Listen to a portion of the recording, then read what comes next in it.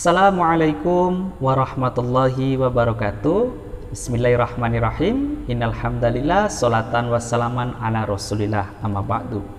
Apa kabar anak-anakku? Semoga kita tetap sehat dan kita semangat dalam belajar. Anak-anakku yang saya cintai, perjumpaan ini kita akan melanjutkan pembelajaran kita ialah Al-Quran Hadis, yaitu melanjutkan materi selanjutnya. Kalau kemarin kita sudah belajar pengenalan surah Az-Zalzalah, namun sekarang kita belajar kandungan dari surah Az-Zalzalah. Kenapa? Supaya kita tahu apa sih isi dari surah Az-Zalzalah, apa sih kandungannya, dan bagaimana cara kita mengamalkannya dalam kehidupan kita sehari-hari. Sebelumnya, mari anak-anakku untuk membaca surah Az-Zalzalah. Silahkan untuk buka bukunya di halaman 98. Mari kita buka dan kita baca bersama-sama. A'udzu billahi minasy syaithanir rajim.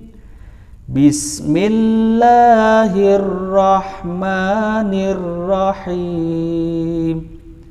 Idza zulzilatil ardu zilzalaha wa akhrajatil ardu asqalaha wa qalal insanu ma laha yawma idin tuhadditsu akhbaraha bi anna rabbaka awhalaha yawma idin yasturun nasu ashtatan liyuraw a'malahum faman ya'mal mithqala darratin khairan yarah wa man ya'mal mithqala darratin syarran yarah. Shadaqallahul adzim. Artinya bahwa apabila bumi diguncangkan dengan guncangan yang dahsyat dan bumi telah mengeluarkan beban-beban berat yang dikandungnya, dan manusia bertanya, apa yang terjadi pada bumi ini? Pada hari itu bumi menyampaikan beritanya, karena sesungguhnya Tuhanmu telah memerintahkan yang sedemikian itu padanya. Pada hari itu manusia keluar dari kuburnya dalam keadaan berkelompok-kelompok untuk diperlihatkan kepada mereka balasan semua perbuatannya.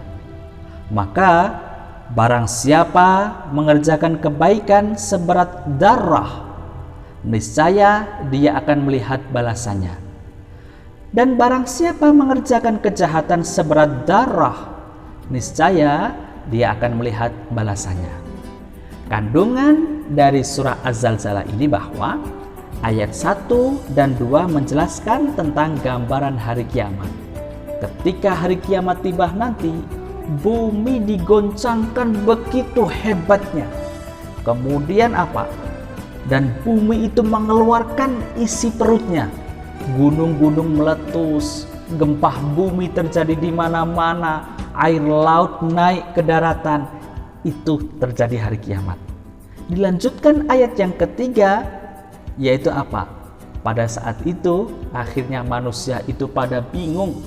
Manusia itu bertanya-tanya, ini ada apa? Bumi ini ada apa? Kok begitu luar biasa kejadian alam, bencana alam yang begitu dahsyatnya?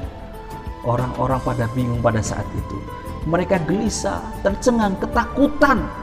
Kemudian ayat yang keempat dan kelima, bahwa bumi itu menyampaikan kabarnya kepada manusia bahwa yang terjadi pada saat itu bukan kejadian alamiah, namun atas perintah Allah Subhanahu wa Ta'ala, dan Allah menyuruh bumi supaya apa? Terjadi goncangan, gempa yang dahsyat, tsunami, gunung meletus di mana-mana.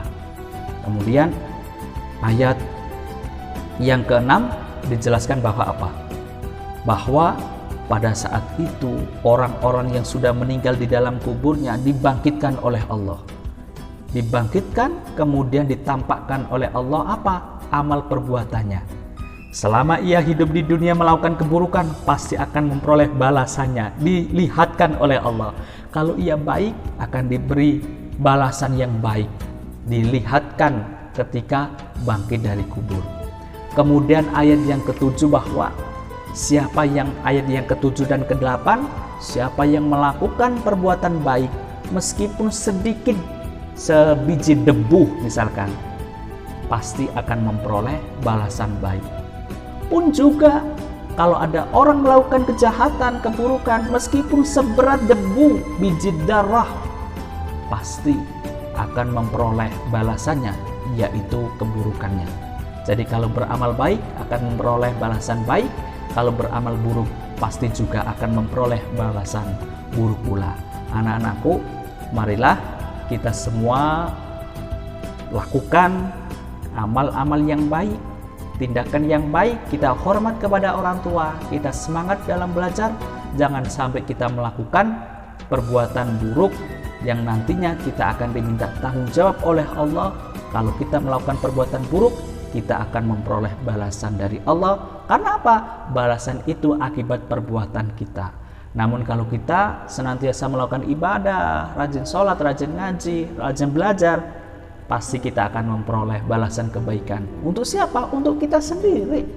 Maka dari situ jangan sampai kita menjadi orang yang rugi kelak di akhirat nanti. Sekian pembelajaran pada perjumpaan ini. Tetap jangan lupa belajar, dan kita amalkan isi surah Az-Zalzalah ini untuk melakukan perbuatan baik dalam kehidupan kita sehari-hari. Wassalamualaikum warahmatullahi wabarakatuh.